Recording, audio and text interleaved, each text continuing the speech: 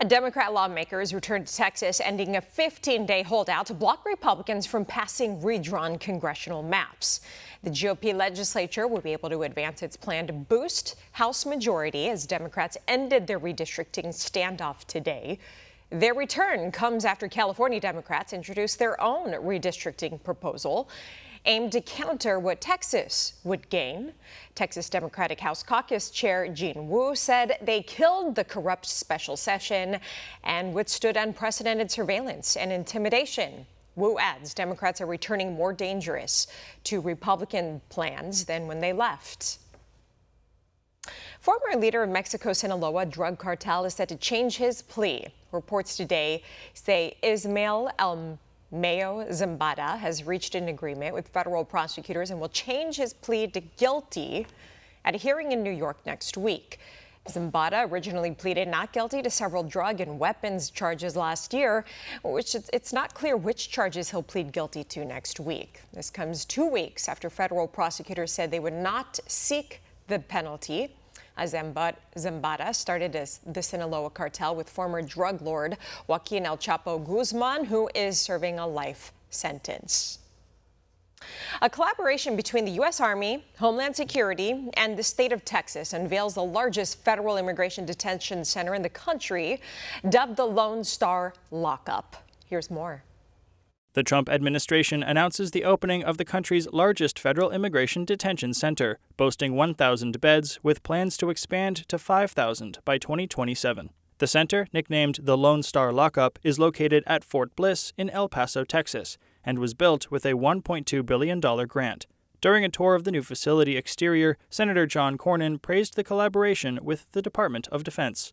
Cornyn explains the center is not just for anyone who entered the country illegally, but for those with outstanding criminal charges or who have exhausted legal avenues of appeal. We're not talking about gardeners, housekeepers, or people like that. We're talking about as many as 291,000 individuals who are called criminal aliens, who are people either with criminal charges pending or criminal convictions, and who have exhausted all of their legal remedies. This is the latest major immigration enforcement hub to draw media attention, following Florida's Alligator Alcatraz and the more recent Deportation Depot.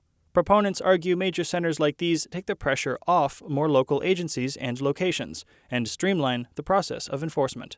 According to Cornyn, the lockup has legal access, medical care, and recreation on site, and administration officials maintain this and other locations meet federal detention guidelines. Representative Tony Gonzalez has held up the new location as a solution to overcrowding, while Democrat Representative Veronica Escobar claims the center will mainly serve to enrich private contractors.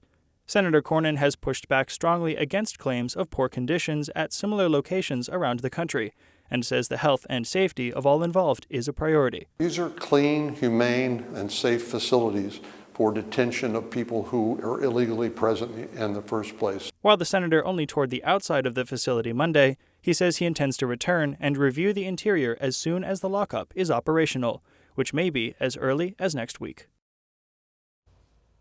2 people are dead after an officer-involved shooting at Oklahoma hospital. Authorities say the incident started late Sunday night with a domestic disturbance call at a home in Enid, that's north of Oklahoma City. The male suspect fled to a nearby hospital where authorities found him parked outside. As police tried to talk to him, the suspect shot at them, ran inside the hospital. The suspect fired several more shots, killing a security guard. Police went inside the hospital and fatally shot the suspect. The suspect, when officers tried to approach him, fired at officers, went into the hospital, fired multiple shots. We're very fortunate. Again, it's extremely sad that we had a individual pass away, a victim pass away here today, but we are very fortunate that other people were not hit. We had multiple patients, multiple medical staff here during that time. The Oklahoma State Bureau of Investigations is talking to hospital staff and witnesses as part of their investigation. 2 officers are dead. 1 deputy is injured in a shooting in Tremont, Utah. The suspect opened fire on the officers after they responded to a domestic violence situation on Sunday. Police Detective Crystal Beck told reporters the police on the scene immediately began taking fire and then requested for backup before they stopped answering their radio. Sheriff's deputy and a police K-9 were wounded and hospitalized but are in fair condition. According to reports, bystanders persuaded the aggressor to put down his weapon. Tremont is a small town about 75 miles north of Salt Lake City. The man was arrested on charges of aggravated murder. His name has not been released.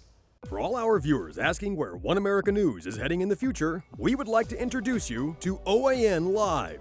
OAN Live is the best way to stay up to date on all of the hard-hitting, straight-shooting, national and international headlines. And the best part is, OAN Live is only $4.99 per month.